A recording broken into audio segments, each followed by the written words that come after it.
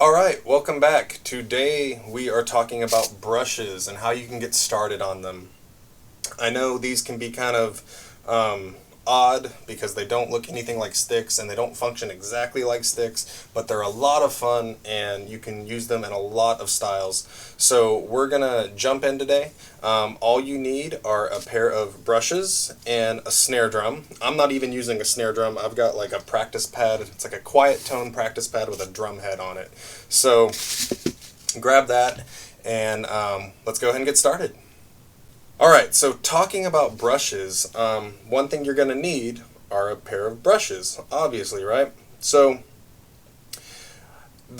every company makes like 5 or 6 pairs now, and I probably own 20 pairs, and because some of them are made out of wood, and some of them retract, and some of them are made out of plastic, or they have different handles, and so anything you find will probably be great, but one thing I do recommend is buying a pair that retracts. The point for that is because when you're putting them in your stick bag, if they don't retract, these will get all torn up and then they don't sound as good. So if they do retract, they stay safe and they're not going to stab you in the finger because that doesn't feel so great. I have an innovative pair. It's the JR Signature. I really like these. They're great, but Innovative makes a lot of really great pairs. But anything that retracts will be great for starting out. So when we're talking about brushes, we can use them in any style. Now, typically you do see them a lot in the jazz styles or maybe quieter styles because the volume of these isn't quite what you can have on sticks all the time, but you can play any style. So I could be playing kind of some rock stuff,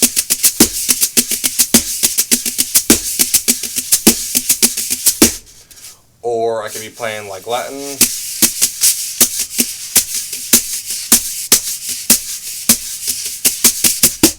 and you can kind of play all these different styles. But today we're going to focus on some swing styles, and specifically the two styles, or two patterns I should say, that you can play in jazz band. And we're going to do one pattern that is going to work well on slower songs, and then one pattern that's going to it'll work on slower songs, but you can also speed it up some, so you can play some faster swing tunes with it as well. So let's go ahead and let's jump into that.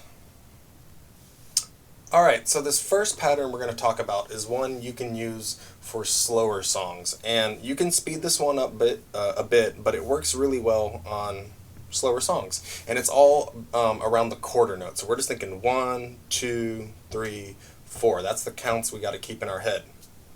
And one thing when we're playing this pattern is we want to think kind of this top part of the drum up here as kind of 12 o'clock, and this back part of the drum is 6 o'clock, and then you have a whole clock face going around, but really 12 and 6 are going to be your important key areas that we're kind of aiming for. And everything I'm playing isn't exact. I may not exactly hit 12 o'clock because at some point you got to kind of take the pattern out of your head and just focus on what it sounds like. So maybe it sounds better that you don't exactly hit 12 o'clock and you sweep all the way to 1 o'clock or something. So keep that in mind. But this first pattern is all around a quarter note. And I'll play it for you first so you can hear it. But the only thing I'm going to be doing is I'm going to be taking my first finger and I'm going to be kind of pushing this, and it's going to give me a little bit of an accent from sliding it across the head. So I'm just pushing it that way. I'm not pushing it towards anything specifically. I'm just flexing my finger and it gives me an accent, and I can put that accent around wherever I want. And it's not an accent so much that where I'm tapping the drum, but it's a more subtle accent, which keeps it real smooth. But I'll play the pattern for you first, and it goes something like this.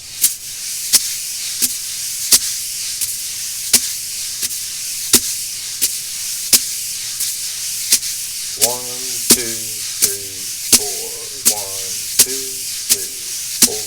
1, 2, 3, 4. 1, 2, 3, 4. 1. It's a pretty simple pattern, and I'm sure most of you can see it and go, oh yeah, I can play that immediately. It's a great pattern. It's not complex. You don't really have to think about it too hard, and you can just focus on your time. You can focus on your sounds, making sure your sweeps are nice and fluid. But how the pattern works is it's half circles in each hand. So my right hand is going 1 down at 6 o'clock, and then 2 up at 12, and then 3 down at 6, and 4 up at 12. And my left hand is doing the exact opposite of that. So your hands are going opposite of each other as they sweep their half circles on each side of the drum. And when I get to each point, when I get to 12 o'clock or 6 o'clock, I'm giving a little push with my right finger, and that's going to give me that little bit of accent that even without a hi-hat, without a bass drum, without any cymbals, you can still hear that pulse of time.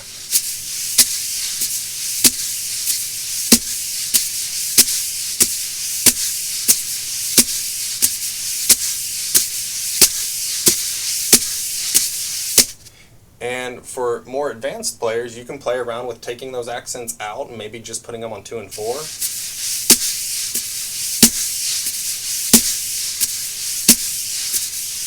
Kind of changes the feel.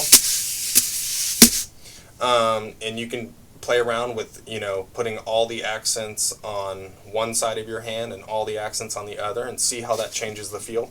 But that's a great pattern because it works really well slowly, and it provides a pad of sound. So if you're playing slow, you can go real slow. You can go 1, 2, 4, 1, 2, 3, 4. And without any other cymbals or anything, you've got time, which is the key thing you want. 1, 2, 3, 4. And this would be like a real slow tune. And from here, if you've been playing for a while, you could add in the hi-hat, you could add in cymbals, but you want to make sure you have everything you want right here on the snare drum. So you need to have time, you need to have feel.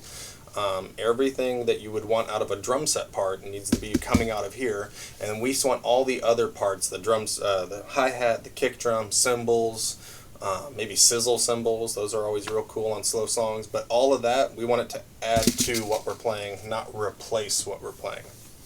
So that's pattern 1. So practice that, and it's just that you're kind of like rub your head, pat, doing the opposite thing, because you have one hand down here and then you got to flip them around here and then go back. So that's what your hands are doing, but they got to do them in time. So you got to get to each point in time. So it takes some practice, but it's not that hard, and I'm sure within 60 seconds everyone will be rocking that and it'll sound really great. The next pattern we're going to talk about is a swing pattern. So let's try that one. Alright, so this next pattern is going to be a swing pattern, and we're going to deal with a ride pattern we've already talked about. We were talking about the swing style, and that was that 1, 2, 3, 4, 1, 2, 3, 4, 1, 2. We're going to take that pattern, but we're going to add it with our hands sweeping so we get a little bit more going on. And I'll play it for you first so you can hear what it sounds like.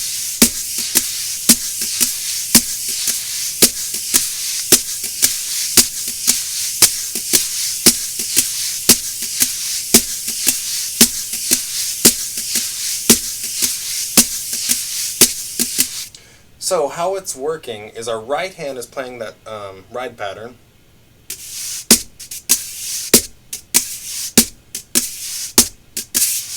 And you've got some things you can do here. You can play it like 6 different ways, probably 10 or 20.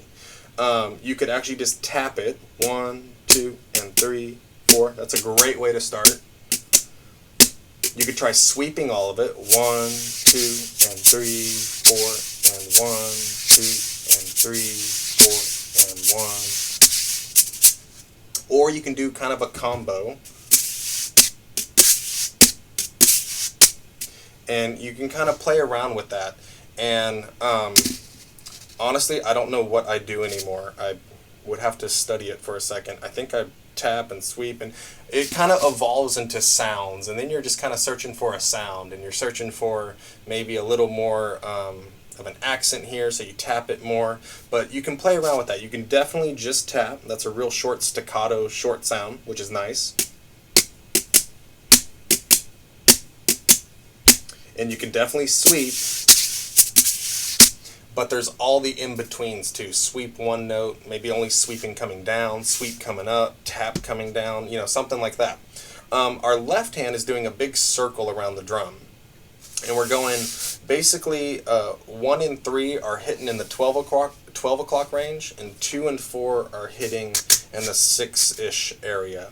But I don't put much of an accent there, and I don't emphasize my left hand much because I don't want it to be so much pulsing quarter notes or anything like that. I want it to be just a pad of sound. I just want to shh, something really, really solid, so I can play everything else with my right hand, or I can accent my other hand, and you can hear that. So it's kind of going like this.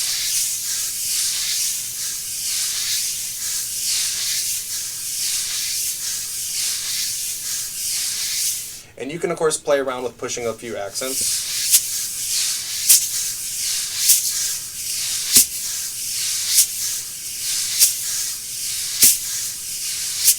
And you can play around with taking those out, putting them back in, and seeing how that changes the feel of what you're playing. But you put both of them together, and you get something like this. And you kind of have to watch out because your hands have to cross a little bit. So if you're sweeping, if I'm sweeping the whole thing, I come out on the outer hoop of the drum and come out this side so I don't intersect my other brush. And if I'm not sweeping, I'm tapping, I kind of hop. I'm going over the brush.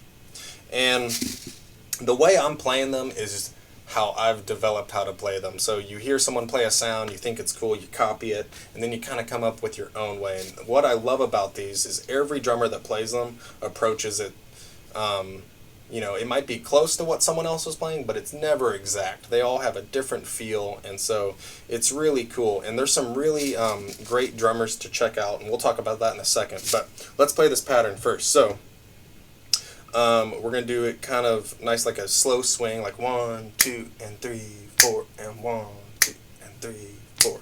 And we're going to get our left hand sweeping and our right hand kind of tapping.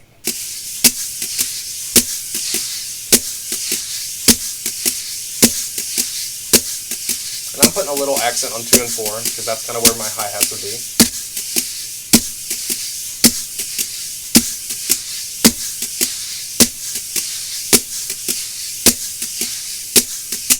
And you'll see this pattern can speed up really well too.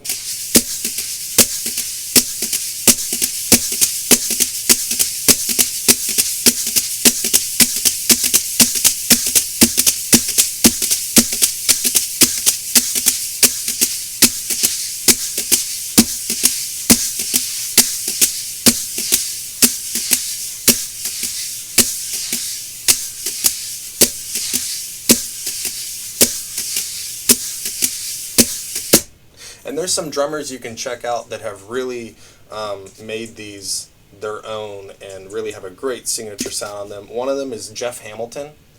He's fantastic, and one thing you'll find when you watch him, he sweeps a lot of what he does. He doesn't tap a lot, and so he kind of has that sound. Ed Thigpen is another fantastic player. My favorite, I think, is Philly Joe Jones, and when I think of these, I think Philly Joe Jones. Because just some of my favorite recordings have him playing, and he developed a lot of great patterns. And now, thanks to the internet, you can go type in Philly Joe Jones brushes, and you can actually watch him play, which is so cool because there's something about hearing the recording, and you can hear, but sometimes it's hard to tell, well, was the left hand sweeping or was the right hand doing this? Like, how did they get there? And then you can actually watch him or Jeff Hamilton or any of those players play, and you can actually see that maybe instead of accenting with the right hand, they actually swing up and accent with the left hand or something like that. So these are a ton of fun to play. We're going to keep talking about them, and we're going to go into some more advanced concepts on these, but this is just to get you started. So have fun with them, practice, and enjoy.